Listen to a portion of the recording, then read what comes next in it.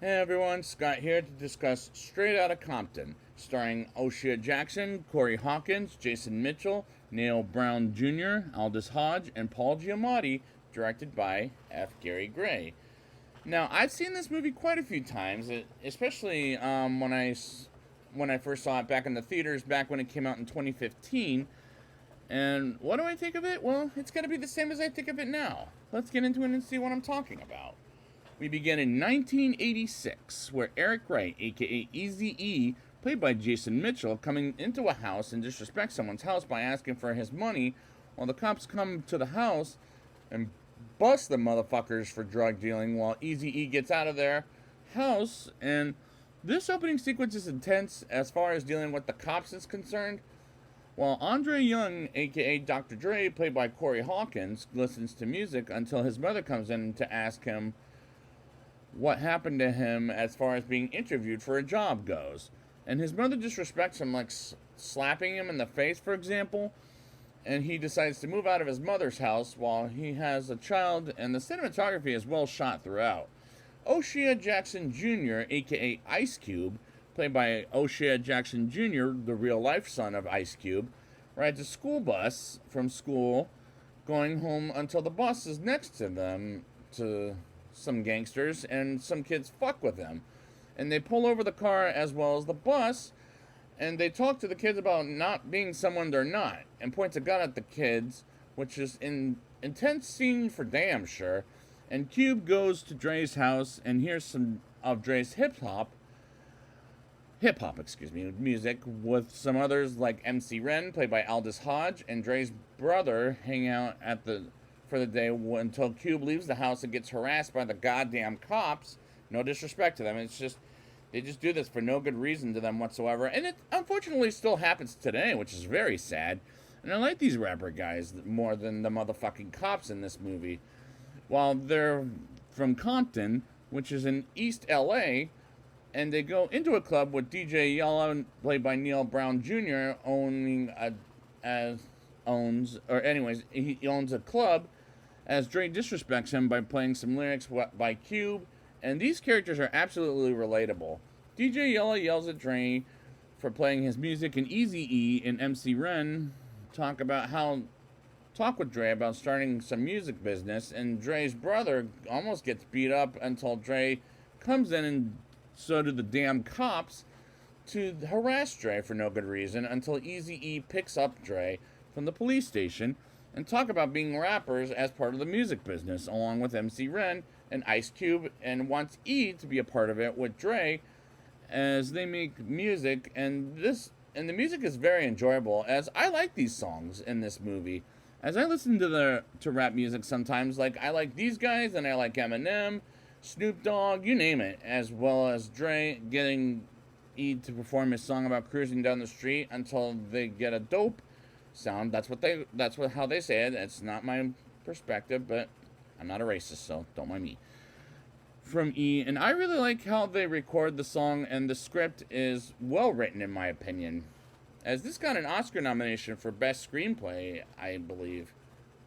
They record the record and hears it as it works, and DJ Yella criticizes them for making this rap music, and they know they've got a hit on their hands, and their records make a bunch of money, as Jerry Heller, played by Paul Giamatti, comes up to E, and he wants to sign them as a group to rappers called the NWA. The first word is not one of my favorite words, so I'm not going to say it, as I can hear it, but do not want to say it whatsoever. So I'm just going to call them the NWA for now. And Paul Giamatti delivers a great performance as the NWA, and as does the NWA, excuse me. And I really like the way the music means something in life. The NWA performed their first concert and scares the hell out of some people until Jerry comes in with Brian Turner from a studio record to sign them up, and they record this record Straight Outta Compton, and that record is the one I know from the NWA best after this movie, including a song in particular called Fuck the Police.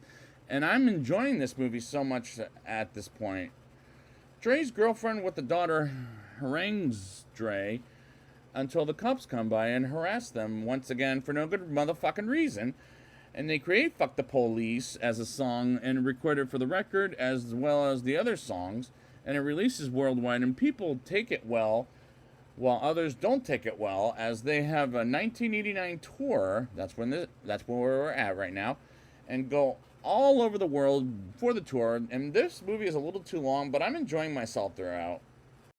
A couple of gangsters come by Dre's room to look for a girl named Felicia, and the NWA force them away and kick Felicia out, with Cube saying the line, "Bye, Felicia," like he did in the movie Friday, which he'll write later in the film, for example, and get to a tour in Ohio, as Jerry has a contract from the FBI about their songs are about violence, about the authority, and E wants to take it to the press conference, while parents are upset with them in Philadelphia, Pennsylvania. As we move on to Jerry talking with E until Cube comes in and asks about his contract, and Cube believes Jerry is taking over E and his contract until Dre hears about his brother being killed because of a fight where he broke his neck, and this movie is heartbreaking at times for damn sure.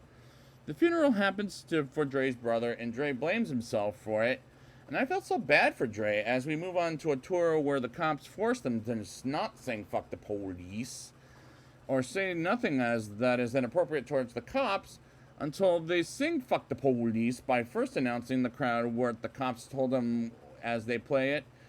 And the shots are being fired, and the NWA run out of there until the cops get them cornered and arrest them, while people throw some shit at the cops. And I love this scene as it feels realistic about how some damn cops treat people illegally and harassing them for not very good reasons, in my opinion. And we move on to the press conference about their songs, and this movie works as a biopic about rap groups and music.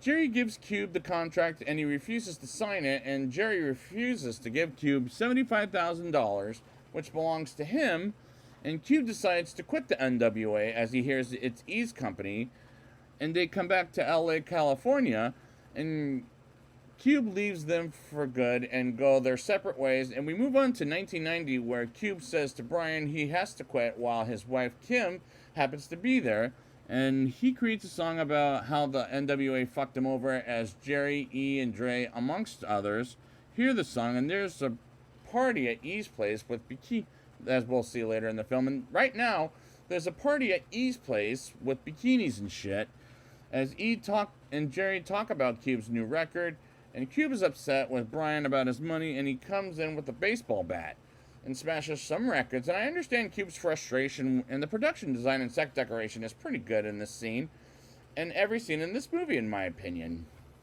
The NWA writes a song about disrespecting Cube because he's on the hit list, while in the unrated cut, Dre gets a call from someone about someone being in the hospital, and another guy talks about Jerry and how he's fucking up their contract, while E is on a date with a woman named Tomika, as Brian calls up Cube about the new record dissing Cube and how he's a traitor, and writes a diss record about the NWA and records a record to diss them motherfuckers as they hear it, and E, Ren, and Dre feels the disrespect from Cube, and it goes on a little longer in the unrated cut, and Jerry is pissed off about it, as Ren and Dre and CE is working for Jerry like he's taking advantage of him, as Cube gets into a fight with some gangsters, as these scenes are well acted, just like this movie. Dre leaves the NWA for a man taking over Dre, while someone haunts Jerry in front of his property without any names whatsoever, and Dre tells E about Jerry and why he's quitting the NWA because of how he's getting paid, and versus how Cube was right about versus how Jerry took advantage of him since the beginning of the movie back. And we move on to 1991 with Dre going to Death Records and coming in with Snoop Dogg to record a record. And E sees police brutality on the TV, and he chats with someone about how he doesn't want to talk to Jerry about the contracts, as E receives a contract and is forced to sign it with Suge, as they beat his ass up, and nobody trusts Jerry anymore at this point. And this biopic is sad but true to life, as this is a powerful movie, as it is well acted and well made by director F. Gary Gray. E wants to strike back against Suge, and his motherfucking bodyguards.